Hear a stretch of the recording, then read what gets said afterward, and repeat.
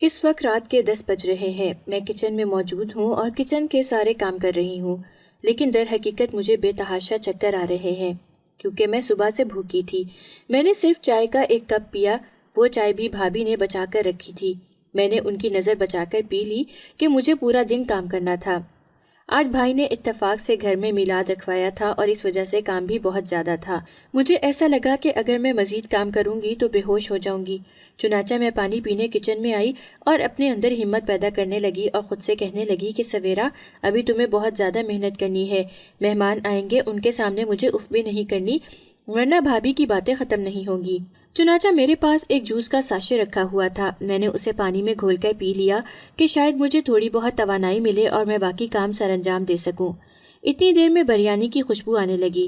اس خوشبو سے میری بھوک اور بڑھ گئی اور میں دیوانہ وار کچن کی طرف آئی تو پتہ چلا کہ دیگیں آ گئی تھیں اور دیگ رکھنے والے انہیں سیٹ کر رہے تھے۔ میں نے سوچا کہ کیوں نہ اپنے لیے تھوڑے چاول نکال کر کھا لوں اور اس طرح پھر کام بھی ہو سکے گا اور چکر بھی نہیں آئیں گے۔ میں نے فوراً سے پلیٹ اٹھائی اور ڈھکن ہٹا کر خوشبو سونگھنے لگی۔ میری بھوک اور بڑھ گئی۔ میں جیسے ہی چمچ اٹھانے کے لیے مڑی تو بھابھی مجھے دیکھ رہی تھیں۔ مجھے دیکھتے ہی کہنے لگی کہ ابھی تمہارے بھائی کو بتاتی ہوں۔ یہ سنتے ہی میرے اوسان خطا ہو گئے۔ میں نے چمچ اور پلیٹ وہیں رکھ دیے۔ بھائی تھوڑی ہی دیر میں وہاں آئے اور کہنے لگے، سویرا کیا ہو گیا ہے؟ کیوں ندیدی بن رہی ہو؟ کیا صبح سے کچھ نہیں کھایا جو اس طرح کی حرکتیں کر رہی ہو؟ تمہیں اس طرح کی حرکتیں بالکل بھی زیب نہیں دیتی ہیں۔ ابھی کے ابھی چمچ اور پلیٹ رکھ دو، مہمان آ گئے ہیں، دیکھیں گے کہ میزبان پہلے کھانا کھا رہے ہیں تو کیا سوچیں گے۔ یہاں تک کہ بھائی نے مجھے اور بھی بہت سی باتیں سنائی، لیکن میں ان کی باتیں کہاں سن رہی تھی، میں تو صرف ان کا رویہ دیکھ رہی تھی۔ میرے ذرا سے چاول کھانے سے، وہ بھی کچن میں کھڑے ہو کر، کسی کو کیا پتا چلنا تھا، لیکن انہوں نے بات کا بتنگڑ بنایا۔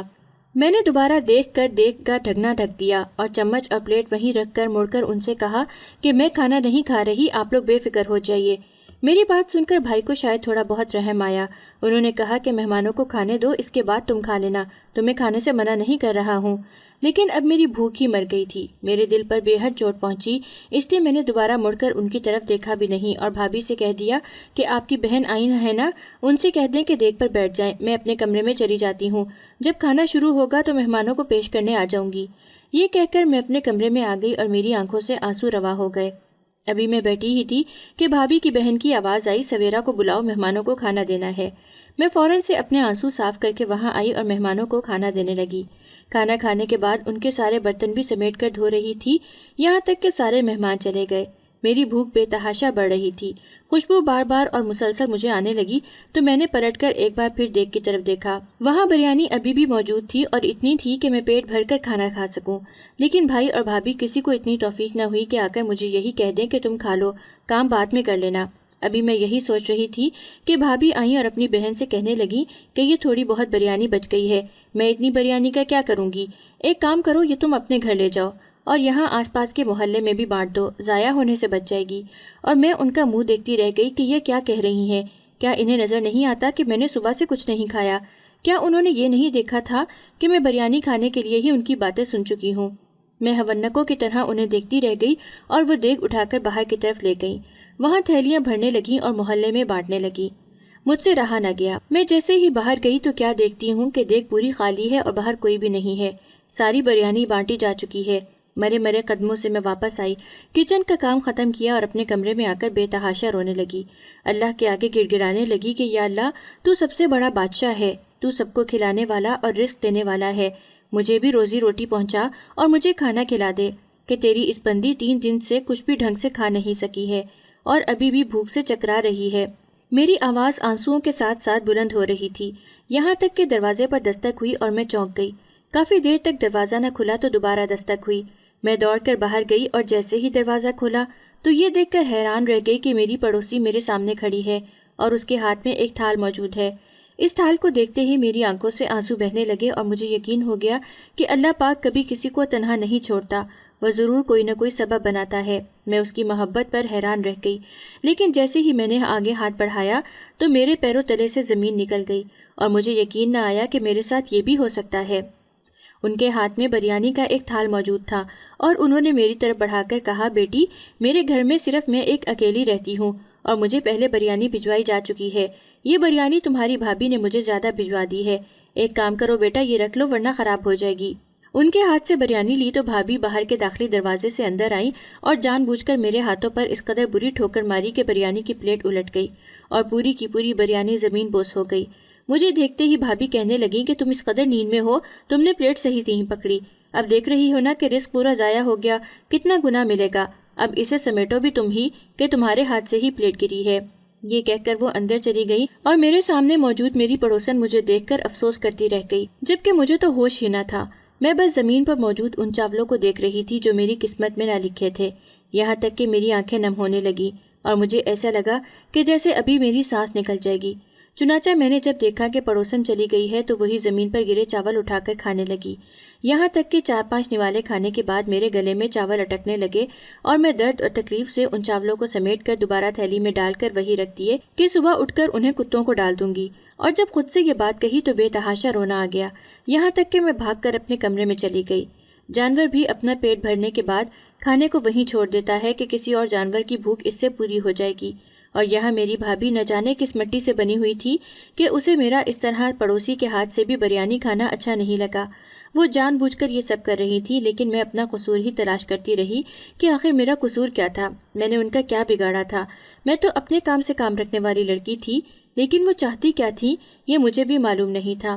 اسی دوران مجھے یاد آیا کہ 2 دن پہلے ایک بسکٹ کا پیکٹ میں نے کچن کی دراز سے اٹھا لیا تھا اور اپنی الماری میں رکھ لیا تھا۔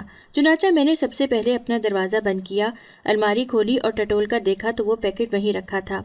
اس پیکٹ میں کل 4 بسکٹ تھے، حالانکہ یہ 4 بسکٹ میری بھوک کے لیے ناکافی تھے اور میری بھوک ان سے کہاں مٹنی تھی، لیکن چونکہ کچھ نہ کچھ تو کھانا ہی تھا، اس لیے یہ بسکٹ ہی صحیح۔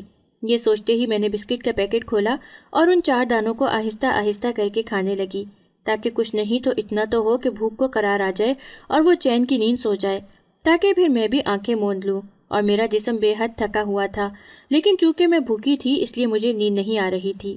بھائی نہ جانے کہاں تھے اور بھائی کو کہنے کا کوئی فائدہ بھی نہیں تھا۔ بھابھی ہر وقت ان کے ساتھ ساتھ ہوتی تھی، یہاں تک کہ وہ مجھ سے کوئی اکیلے میں بات بھی نہ کر سکتے تھے، بلکہ وہ بھی ان کے ہی رنگ میں رکھ گئے تھے، ان کی ہی بات سنا کرتے تھے، اور میں ان کے گھر میں ایک فالتو نوکرانی تھی جسے جب چاہا کام کے لیے آواز دے دی، اور جب کام ختم ہو گیا تو یہ تک نہ پوچھا کہ تم بھوکی تو نہیں، تمہیں کسی چیز کی ضرورت تو نہیں۔ یہاں تک کہ میرے آنسو بہنے لگے اور مجھے ماضی اپنی آنکھوں کے سامنے یاد آنے لگا کہ کس طرح میں نے مشکلوں سے اسے بڑا کیا تھا، اور بڑا ہوتے ہی اس نے مجھ سے ایسی آنکھیں پھیر لیں جیسے میرا وجود ہی نہیں ہے۔ گزرے لمحوں کو یاد کرتی ہوں تب ایسا لگتا ہے کہ جیسے میرے نصیب میں صرف کانٹے ہی آئے ہوں، اور موجودہ دور میں تو ایسا لگتا ہے کہ کانٹوں پر ہی زندگی گزار رہی ہوں۔ تو پھر میری زندگی میں سکھ کب تھا یہ مجھے یاد ہی نہیں آ رہا تھا۔ میں سویرا مصطفیٰ اپنے والدین کی سب سے بڑی اور اکلوتی اولاد تھی، میری اور کوئی بہن نہ تھی۔ ایک بھائی تھا جو مجھ سے 3 سال چھوٹا تھا، مجھے اس سے بہت محبت تھی۔ ویسے بھی مجھے بچپن ہی سے امی اور ابو بتایا کرتے تھے کہ میں ضد کیا کرتی تھی کہ مجھے گڑیا گڈا لا دیں، اور وہ گڑیا گڈا کھیلنے والا گڈا نہیں ہوتا تھا، بلکہ چھوٹے بچوں کو میں گڑیا گڈا کہا کرتی تھی کہ مجھے ایسا کھلونا چاہیے۔ تب سے ہی انہوں نے مجھے بتا رکھا تھا کہ میں اپنے بھائی سے بہت محبت کرتی، اسے پیار محبت سے رکھتی، یہاں تک کہ دوسرے بچوں کی طرح کبھی اپنے بھائی سے حسد نہ کیا، بلکہ ہمیشہ اس سے محبت جتاتی۔ میرے والدین مجھ سے بھی بہت محبت کرتے تھے، اور اولاد نرینہ سے تو ہر کوئی محبت کرتا ہی ہے۔ چنانچہ ہمارا گھرانہ ایک خوشحال گھرانہ تھا۔ میٹرک میں آتے ہی میری امی بیمار رہنے لگی اور مجھے گھر سنبھالنے کا شوق تو تھا ہی، ان کے بیمار رہنے کی بنا پر میں اپنا یہ شوق بھی پورا کرنے لگی اور پورے گھر کو اچھے سے سنبھال لیا۔ تب وہ کہا کرتی کہ اگر میں نہیں ہوں گی تو بھائی کا بھی ایسا ہی دھیان رکھو گی نا، اور ان کی یہ بات سن کر مجھے اندر ہی اندر ہول اٹھتے کہ نہ جانے امی ایسا کیوں کہتی ہیں، اور جلد پورے 1 سال بعد ہمیں معلوم ہو گیا کہ وہ اس طرح کیوں کہا کرتی تھی، کیونکہ انہیں اپنی موت کا یقین ہو گیا تھا کہ وہ میرے چھوٹے بھائی کو اسی طرح اور مجھے اسی طرح چھوڑ کر اس دنیا سے رخصت ہو جائیں گی۔ جب میں فرسٹ ایئر کی طالب علم تھی اور نیا یونیورسٹی میں داخلہ لیا تھا، تب مجھے ابو کی کال آئی تھی اور انہوں نے بتایا تھا کہ بیٹا امی اللہ کو پیاری ہو گئی ہیں، اور ان کی بات سن کر کافی دیر تک تو مجھے یقین نہیں آیا تھا۔ ہوش تب آیا جب میری سہیلی نے مجھ سے پوچھا کہ کس کا فون ہے اور تم کب سے ایک جگہ جم سی گئی ہو، ایسا لگتا ہے کہ جیسے تم نے کوئی بھوت دیکھ لیا ہو۔ لیکن میں اس کی طرف دیکھ کر کہنے لگی کہ امی چلی گئی ہیں، یہ کیسے ہو سکتا ہے، میں انہیں نہیں جانے دوں گی۔ میں کالج سے گھر آئی اور ابو سے لڑنے لگی کہ آپ ایسا کیوں کہہ رہے ہیں، امی بالکل ٹھیک ہے، آپ مجھے دھوکہ مت دیں، مجھ سے مذاق مت کریں، مجھے ایسے مذاق بالکل پسند نہیں ہے۔ میں صدمے کی انتہا میں چلی گئی، یہاں تک کہ جب امی کی میت میرے سامنے تھی تب بھی میرے آنسو نہیں بہہ رہے تھے۔ ہوش تو تب آیا کہ جب انہیں دفنانے کے لیے لے جانے لگے، تب مجھے احساس ہوا کہ وہ واقعی میں جا چکی ہیں، اور پھر میں ان کی میت سے لپٹ کر اتنا روئی کہ وہاں موجود ہر آنکھ اشکبار ہو گئی۔ مجھے تب یقین آ گیا کہ امی واقعی میں چلی گئی ہیں اور اب میں بالکل تنہا اور اکیلی رہ گئی ہوں۔ بہن میری کوئی تھی نہیں، صرف بھائی تھا، اور ابو بیچارے پہلے سے ہی امی کی بیماری کی وجہ سے قرضوں میں جکڑ گئے تھے۔ تب میں نے سوچا کہ اگر میں اس قدر ماتم مناؤں گی، صدمہ لوں گی، تو میرے بھائی اور ابو کو کون سنبھالے گا، کہ ان کا میرے علاوہ اس دنیا میں اب اور کوئی نہیں ہے۔ چنانچہ اس پورا دن رونے کے بعد میں نے اپنے اندر ہمت پیدا کی اور خود کو حوصلہ دیا کہ اس دنیا سے ان کا چل چلاؤ ہو گیا ہے، لیکن جنت میں وہ ہمیشہ میرے پاس ہی رہیں گی اور ہماری ملاقات ہوگی۔ چنانچہ میں نے گھر کا بڑا بن کر دکھایا اور ابو اور بھائی کا پہلے سے بڑھ کر خیال رکھنے لگی، ساتھ ہی ساتھ اپنی پڑھائی بھی جاری رکھنے لگی۔ تب میری روٹین یہ ہوتی کہ میں صبح سویرے اٹھ جاتی، گھر کے سارے کام کرتی، کھانا وغیرہ بنا کر رکھ دیتی اور پھر کالج کے ٹائم پر کالج چلی جاتی۔ واپس آتی تو ابو کو ٹفن بھجوا دیتی دکان پر اور بھائی کو اپنے ہاتھوں سے کھانا کھلاتی۔ حالانکہ وہ اس وقت 8th کلاس میں تھا، لیکن مجھے اس سے بہت محبت تھی اور امی اس طرح اس کے لاڈ اٹھایا کرتی تھیں، اس لیے میری بھی عادت ہو گئی تھی۔ میں نے گریجویشن کر لیا اور اس قابل ہوئی کہ اپنے لیے کچھ کر سکوں اور مزید آگے بڑھ کر اپنا نام بنا سکوں۔ تب ایک رات میرے کمرے کے دروازے پر دستک ہوئی اور جب کھول کر دیکھا تو یہ دیکھ کر حیران رہ گئی کہ ابو سینے پر ہاتھ رکھے مجھ سے کہہ رہے ہیں کہ بیٹا میری طبیعت ٹھیک نہیں ہے، فوراً ڈاکٹر کو بلاؤ۔ اور ابھی یہ بات سن کر جیسے ہی میں پلٹی تھی تو ابو ایک دم سے زمین پر گر پڑے، یہاں تک کہ میری گود میں انہوں نے دم توڑ دیا۔ تب مجھے صحیح معنوں میں اندازہ ہوا کہ یتیم ہونا کسے کہتے ہیں اور بچھڑنا کیا ہوتا ہے، والدین کا سایہ کس قدر ضروری ہوتا ہے۔ حالانکہ میں گریجویشن کر چکی تھی، اس وقت میری عمر 20 سال تھی، لیکن والدین کی ضرورت تو اولاد کو ہر دور میں ہوتی ہے، چاہے وہ 55 سال کا ہی کیوں نہ ہو جائے، اور میں تو ابھی صرف 20 سال کی تھی۔ میرا بھائی 17 سال کا تھا، ہم دونوں بھری دنیا میں اکیلے رہ گئے۔ تب میں نے خود سے عہد کیا کہ اب میں اپنے بھائی کا ہر طریقے سے خیال رکھوں گی، اس کے ماں باپ بن کر، اور تب میں نے پہلی بار زندگی میں گھر چلانے کے لیے نوکری کرنا شروع کی۔ چونکہ گھر میں صرف ہم دونوں لوگ تھے، اس لیے میری نوکری سے جو پیسے ملتے وہ سارے گھر پر خرچ ہو جاتے۔ یہاں تک کہ یہ بھی ایک اچھی بات تھی کہ مجھے کسی کے آگے ہاتھ نہیں پھیلانے پڑتے تھے۔ رشتہ دار آتے تھے، خیریت پوچھ کر چلے جاتے تھے، ظاہر ہے کوئی بھی اپنا گھر چھوڑ کر ہمارے ساتھ تو رہنے سے رہا۔ چنانچہ اس بار بھی میں نے خود کو مضبوط کیا اور نوکری کر کے اپنا گھر چلانے لگی، یہاں تک کہ اپنے بھائی کا خرچہ دیتی رہی، اس کے کپڑے دھونا، اس کے کپڑے استری کرنا، گھر پر ہر طرح سے اس کا خیال رکھتی، کھانا بنانا وغیرہ سب کچھ میرے ہی ذمے تھا کہ میرے علاوہ اور کوئی اس گھر کا بڑا اب نہ رہا تھا۔ اکثر مجھے والدین کی یاد آتی تو میں راتوں کو اٹھ اٹھ کر رویا کرتی، کیونکہ میں بالکل اکیلی پڑ گئی تھی۔ اس دوران خالہ اور ماموں نے میرے شادی کی بات بھی چلائی، لیکن میں نے صاف صاف انکار کر دیا کہ میں کیسے شادی کر سکتی ہوں، میرا بھائی اس قدر چھوٹا ہے، کوئی اور سہارا ہوتا تو میں کر لیتی، لیکن میں اسے اس حالت میں کیسے چھوڑ کر اپنی خوشیاں منانے بیٹھ جاؤں۔ چنانچہ میں نے اپنی خالہ اور ماموں کو صاف انکار کر دیا۔ وہ مجھے سمجھاتے رہے کہ وہ جلد بڑا ہو جائے گا اور پھر اس کی بھی شادی ہو جائے گی، تمہارا گھر بھی بن جائے گا اور اس کا گھر بھی بس جائے گا، یہی عمر ہے شادی کرنے کی، تم سمجھتی کیوں نہیں ہو؟ لیکن میں اس وقت کچھ بھی سمجھنا نہیں چاہتی تھی، یہاں تک کہ میں پورے 10 سال اپنے بھائی کے لیے نوکری کرتی رہی، گھر چلاتی رہی، اور جب وہ اس قابل ہو گیا، پڑھ لکھ کر اپنے پاؤں پر کھڑا ہو گیا، تو اسے ایک بہترین نوکری کی آفر ہوئی اور اس نے سب سے پہلے مجھ سے یہ کہا کہ اب تمہیں گھر میں آرام کرنا چاہیے، تم نے مجھے پال پوس کر اس قابل کر دیا کہ میں اب گھر چلا سکوں اور اپنے پیروں پر کھڑا ہو سکوں، چنانچہ تم نوکری چھوڑ دو، اب تمہارا بھائی ہے نا، سارے خرچے برداشت کرے گا اور تمہارے نخرے اٹھائے گا۔ اس کی بات سن کر مجھے ایسا لگا جیسے میری برسوں کی ریاضت کو انعام مل گیا ہے۔ میں اس دن بے تحاشا خوش ہوئی اور صدقے کے طور پر پیسے فقیر کو دے آئی۔ یہ میرے بھائی کی کامیابی کا دن تھا اور اس کی کامیابی ہی میری کامیابی ہے۔ میں اس سے بے تحاشا محبت کرتی تھی۔ ایک دن میں اس سے شادی کے متعلق بات کر رہی تھی کہ اس نے مجھے بتایا، آپا اب تمہیں بھی شادی کر لینی چاہیے، کیونکہ اب میں بھی شادی کرنا چاہتا ہوں، چنانچہ میں دعا کرتا ہوں کہ تمہارے لیے کوئی معقول رشتہ مل جائے اور پھر ہم دونوں کی ساتھ ہی شادی ہو جائے، تمہارا بھی گھر بس جائے اور میرا بھی گھر بس جائے۔ اس کی بات سن کر میں نے اسے کہا کہ اب میری عمر نکل گئی ہے، مجھ سے کون شادی کرے گا؟ اس وقت میں 35 برس کی ہو چکی تھی، اور سچ کہوں تو یہی بات تھی کہ اب 35 برس کی عورت سے کون شادی کرے گا؟ میں نے اسے کہا کہ تم سناؤ، تم نے آگے کا کیا سوچا ہے؟ اس نے مجھے بتایا کہ میں اپنی کلاس فیلو کو پسند کرتا ہوں اور اس سے شادی کرنا چاہتا ہوں۔ یہ بات سنتے ہی میں نے اس سے کہہ دیا کہ میں اس کے گھر تمہارا رشتہ لے کر جاؤں گی، اور یوں اس کا رشتہ قبول کر لیا گیا اور شادی کی تیاریاں شروع ہو گئیں۔ بھائی کی نوکری بہت زیادہ اچھی تھی، تنخواہ اتنی تھی کہ وہ ایک پورے خاندان کو پال سکتا، اس لیے مجھے کوئی فکر نہ تھی۔ اب میں گھر بیٹھ کر گھرداری کر رہی تھی، بھابھی کو اپنے گھر لانے کی تیاری میں تھی۔ میں نے دھوم دھام سے بھائی کی شادی کے تمام انتظامات کیے کہ وہ خود بھی حیران رہ گیا اور میرا شکریہ ادا کرنے لگا۔ لیکن مجھے کیا معلوم تھا کہ جو انتظامات میں کر رہی ہوں میں اپنے ہی خلاف ایک میدان کھڑا کر رہی ہوں اور اپنی ہی زندگی اس گھر میں تنگ کر رہی ہوں۔ اگر مجھے پتا ہوتا تو میں پہلے دن سے ہی اپنا رعب اس گھر میں قائم رکھتی، تو آج مجھے یہ دن نہ دیکھنا پڑتا۔ شادی ہوتے ہی بھابھی نے اپنے رنگ ڈھنگ دکھانے شروع کر دیے۔ وہ چونکہ اکلوتی اولاد تھی، اس لیے وہ کسی کو بھی برداشت نہیں کرتی تھی۔ یہ بات خود ان کی والدہ نے مجھ سے کہی تو میں حیران رہ گئی کہ اگر وہ برداشت نہیں کرتی تو کیا میں گھر چھوڑ کر چلی جاؤں، کہ میرا تو کوئی ٹھکانہ بھی نہیں ہے۔ یہاں تک کہ میں دبے دبے لفظوں میں ان کے گھر والوں نے میرے بھائی سے کہہ دیا کہ اب اس کی بھی شادی کر دیں تاکہ ہماری بیٹی سکون سے اپنے گھر میں رہ سکے، کہ جو بڑی عمر کی عورتیں ہوتی ہیں وہ نہ خوش رہتی ہیں خود اور نہ دوسروں کو خوش رہنے دیتی ہیں، اور اسی حسد میں جیتی رہتی ہیں کہ اس کی شادی کس طرح ہو گئی، میری کیوں نہ ہوئی۔ جب میں نے ان کی باتوں کا مطلب اور مفہوم جانا تو مجھے اتنا دکھ ہوا کہ جیسے میں نے اپنی زندگی کے 35 سال برباد کر دیے ہوں۔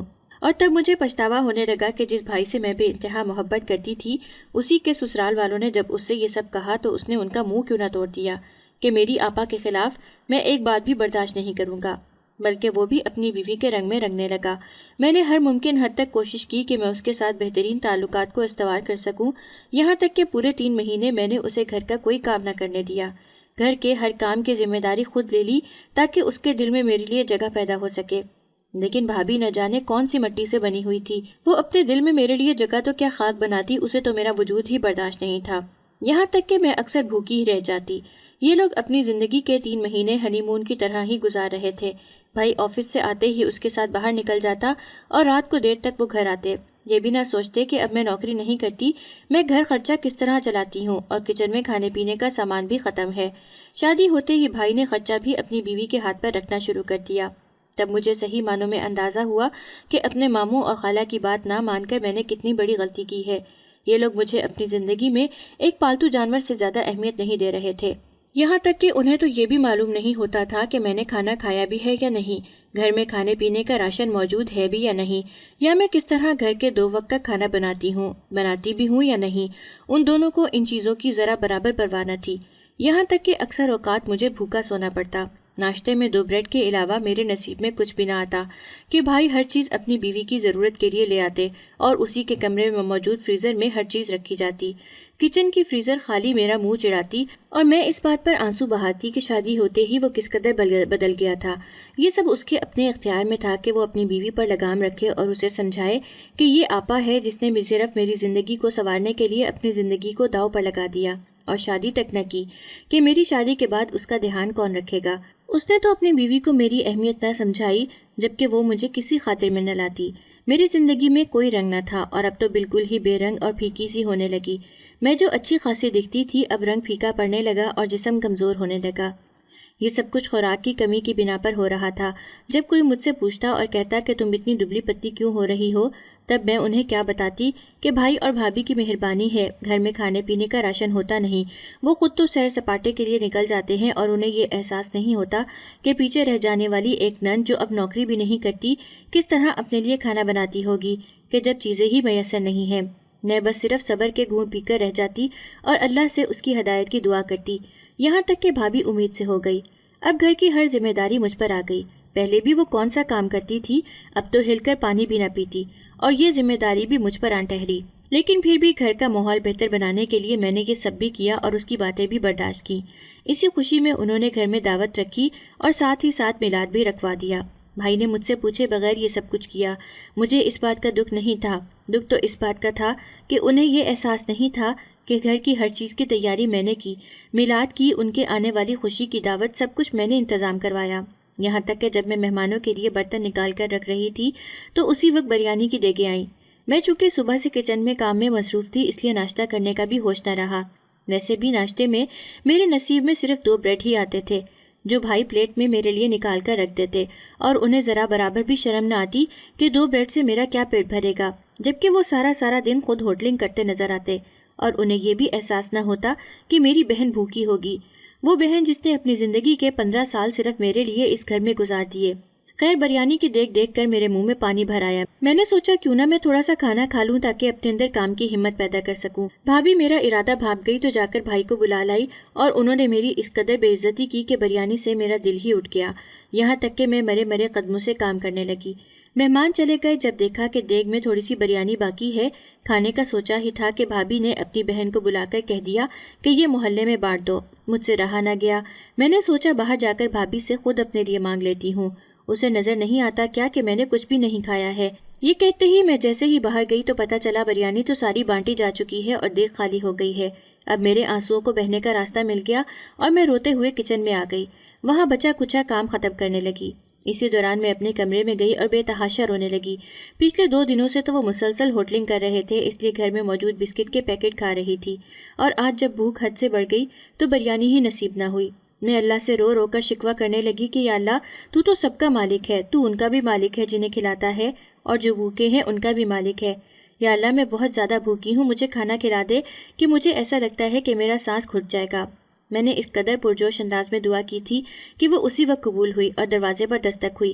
میں باہر گئی تو پتہ چلا پڑوس کی آنٹی ہیں، بریانی واپس دینی آئی ہیں کہ ان کے گھر میں پہلے ہی بھجوائی جا چکی تھی۔ میں نے خوش ہو کر اللہ کا شکر ادا کیا کہ میری دعا فوراً ہی قبول کر لی گئی، اور جیسے ہی پلیٹ ان کے ہاتھ سے لی، بھابھی باہر سے اندر داخل ہوئی اور میرے ہاتھ پر ٹھوکر مار کر ساری پلیٹ گرا دی۔ میں ان کا مقصد اچھی طرح سمجھ گئی تھی، وہ مجھے بھوکا مارنے کا ارادہ کیے ہوئے تھیں۔ شاید اسی وجہ سے وہ مجھ پر نظر رکھ کر میرے کھانے پینے کے ہر راستے کو بند کر رہی تھیں۔ اگلے دن ان کی طبیعت خراب ہو گئی تو وہ اپنے میکے چلی گئی اور میں گھر میں اکیلی رہ گئی۔ بھائی کسی کام سے شہر سے باہر گئے ہوئے تھے، انہیں اتنا بھی نہ ہوا کہ گھر میں راشن ہی ڈلوا دیں کہ میں گھر میں کچھ بنا سکوں۔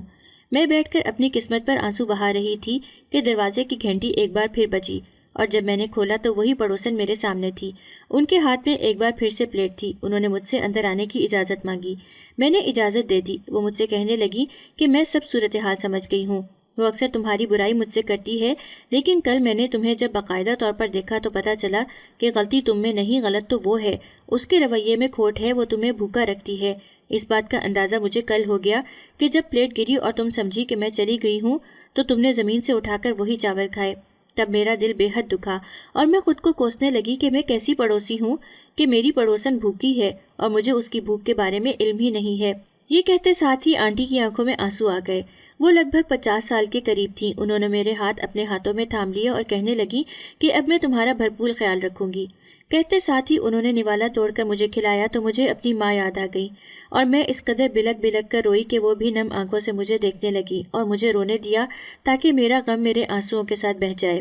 اب یہ روز کا معمول ہونے لگا، جب وہ دیکھتی کہ بھابھی گھر پر نہیں ہیں یا وہ سو رہی ہیں تو وہ چپکے سے مجھے کھانا دے جاتی اور کہتی کھا کر چھپا دینا، تیٹے میں بعد میں آ کر لے جاؤں گی۔